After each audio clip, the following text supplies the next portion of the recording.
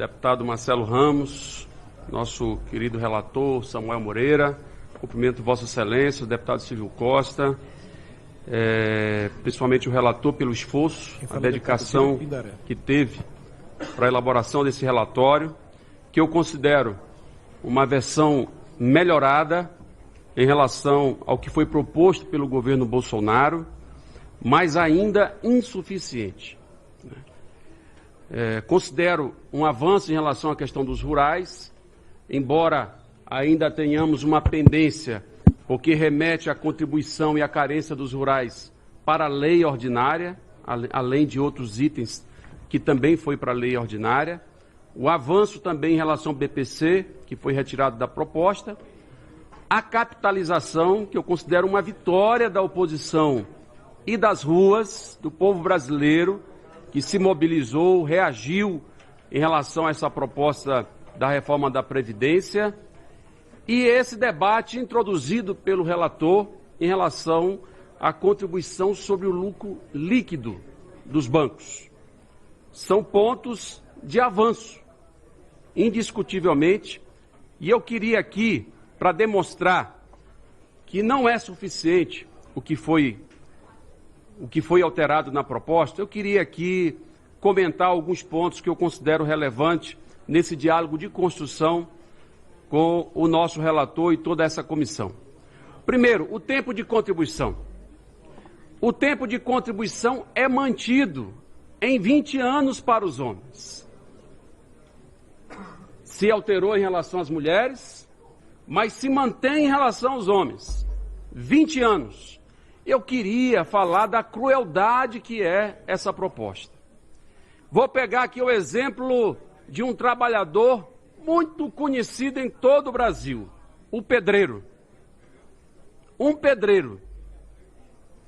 pedreiro, ele trabalha hoje 1 ano e passa 2 anos sem trabalhar, em média. É por isso que ele contribui durante 15 anos, que é a contribuição mínima atual, e se aposenta aos 65 anos de idade. É a idade média calculada pelo próprio governo. Ele se aposenta aos 65 anos. Você acrescenta 5 anos de contribuição para esse pedreiro e ele vai se aposentar aos 80 anos de idade. É muito cruel, é inviável. E eu nem estou falando aqui dos 40 anos de contribuição para a aposentadoria integral. Eu estou falando da contribuição mínima. Não dá para aceitar essa proposta com um tempo de contribuição de 20 anos. Nós temos que rever isso, porque é muito cruel, sobretudo com os mais pobres. Eu citei aqui o exemplo dos pedreiros, mas isso se estende a um conjunto de categorias. Um conjunto de categorias que vivem a mesma dificuldade de não ter estabilidade no emprego, de ter uma alternância enorme e de não ter garantia. Um pedreiro é contratado por obra. Ele passa 6 meses, depois passa 1 ano sem conseguir um novo emprego. Essa é a realidade que a gente vive. Ele vai para o seguro-desemprego, ele vai se virando ali nos seus bicos. Essa é a nossa realidade. Então nós queremos dizer para esse trabalhador que está na base que ele não vai se aposentar, que ele vai ter que cair na assistência social, porque ele não vai conseguir ter tempo de contribuição suficiente para se aposentar. Esse é um ponto central, senhor relator Samuel Moreira, que precisa ser revisto no seu relatório. Segundo ponto, o cálculo do benefício. O cálculo do benefício mantém a redução do valor do benefício, porque no cálculo atual se despreza os 20% dos menores salários. No relatório se mantém a proposta original do governo, que é o cálculo em cima de 100% dos salários. Essa média vai provocar uma redução no valor do benefício. Por essa razão, nós consideramos que é o segundo ponto que precisa ser alterado nesse relatório para conseguir ampliação dos seus apoios aqui nessa casa. Terceiro ponto, a transição. A crueldade da transição, tanto no regime geral quanto no regime próprio, porque estabelece um pedágio de 100%. 100%. Isso significa que se o trabalhador, se ele está faltando 5 anos para se aposentar, ele vai ter que esperar 10 anos. 10 anos para conseguir a sua aposentadoria. É uma crueldade, tanto para o trabalhador do regime geral, quanto também para o trabalhador do serviço público. Além disso, estabelece a trava da idade aos 60 anos para os homens e 57 para as mulheres. Quer dizer, mesmo que a pessoa tenha todas as condições colocadas, ela vai ter que esperar completar 60 anos no caso dos homens e 57 no caso das mulheres. Nós não podemos aceitar essa proposta de transição que é absolutamente injusta, mesmo porque os militares federais, eles têm apenas um pedágio de 17%. Deputado Samuel Moreira, 17% é o pedágio dos militares federais. Por que razão? Por que razão que os militares federais têm um pedágio de 17% e os demais trabalhadores têm um pedágio de 100%? O que explica isso? Não dá para entender. Então é preciso que haja um mínimo de isonomia na proposta do governo, principalmente em relação à transição, que é um dos pontos mais reclamados pelos servidores públicos. Eu quase não ouço o servidor público reclamando pela idade mínima. Não é a preocupação principal que pelo menos chega para mim, que é relatada para mim enquanto deputado. A reclamação principal é o pedágio. Esse pedágio aqui é muito injusto e por essa razão a gente pede ao relator também que seja revisto. Quarto ponto, o abono salarial. O abono salarial é retirado da Constituição Federal.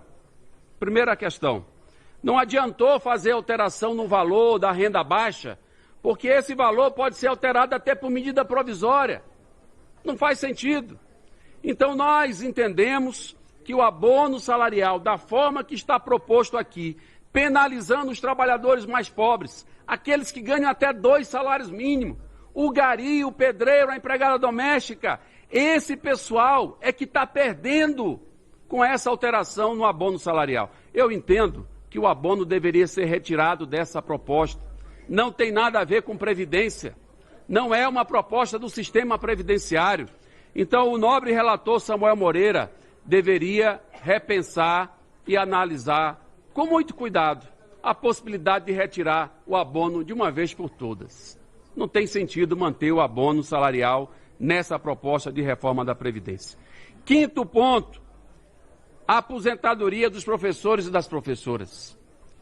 Tirar da Constituição, manter a proposta de 60 anos para os homens, é atacar a educação pública em nosso país. É desestimular uma carreira que é fundamental para uma política pública prioritária, que é a educação. Nós estamos dizendo para o professor que ele está menos valorizado, que é menos atrativo para a carreira. Portanto, nós precisamos fazer o inverso, valorizar a profissão para que ela seja cada vez mais atraente e assim a gente possa fortalecer a educação pública em nosso país. A questão da desconstitucionalização, que foi falado que ia ser retirada, não se retirou. Boa parte das propostas continuam sendo, não por lei complementar, é pior, é por lei ordinária. Falo aqui do cálculo do benefício, do valor da aposentadoria, da pensão por morte, do tempo de contribuição da carência dos rurais, tudo em lei ordinária. Nós precisamos preservar essas conquistas na Constituição Federal. Sexto ponto, a manutenção das aposentadorias dos trabalhadores sujeitos a agentes nocivos. A idade continua do mesmo jeito. Nós temos que entender que aqueles que são expostos a agentes nocivos, eles não podem ter uma idade mínima. Eles têm um tempo de contribuição, porque ele está exposto a uma situação absolutamente insalubre, que expõe a sua saúde. Então não é a idade que tem que regular, é o tempo que ele vai ficar exposto àqueles agentes nocivos à sua saúde. Portanto, é outro ponto que precisa ser revisto no relatório. Sétimo ponto, e já aqui tentando avançar para as conclusões nos 5 minutos que restam. Vamos entrar na CCL. Aqui eu considero um avanço, relator Samuel Moreira. Vossa Excelência introduzia esse item no seu relatório, porque ninguém falava das receitas, do custeio, só se falava das despesas. Então eu considero uma inovação do relator trazer esse item para o debate. Mas é insuficiente, porque a contribuição sobre lucros dos bancos vai render, segundo a própria estimativa que vocês fazem, 50 bilhões em 10 anos. É muito pouco. Por que a gente não pensa em introduzir aqui a questão da taxação das grandes fortunas e dos lucros e dividendos? Nós temos um artigo na Constituição, o artigo 153, que está pendente de regulamentação desde 1988. Por que não se regula esse artigo e não se introduz essa contribuição para o custeio da Previdência? É uma medida simples e que vai impactar altamente em relação às receitas para dar sustentabilidade ao sistema previdenciário.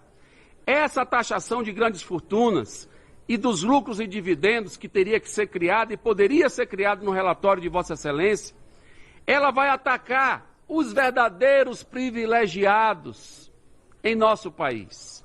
E aqui eu quero abrir um destaque para esse ponto. Os verdadeiros privilegiados, que alguns ficam falando aqui que são os servidores públicos, não são não. Os verdadeiros privilegiados estão aqui, ó, na lista dos mais ricos do Brasil. É a lista da Forbes, é a lista dos bilionários. Posso ler aqui os principais.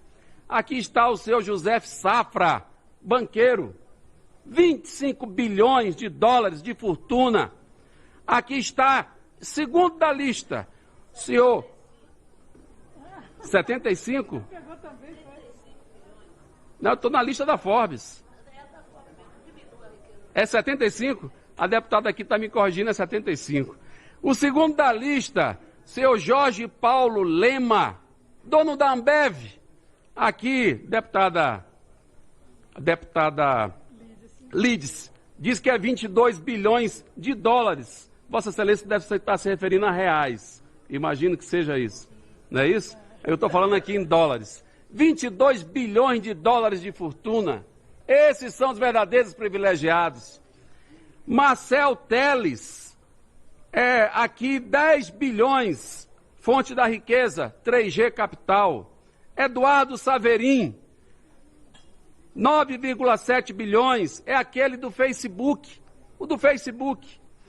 Carlos Alberto Sicupira, 8,8 bilhões, também 3G Capital.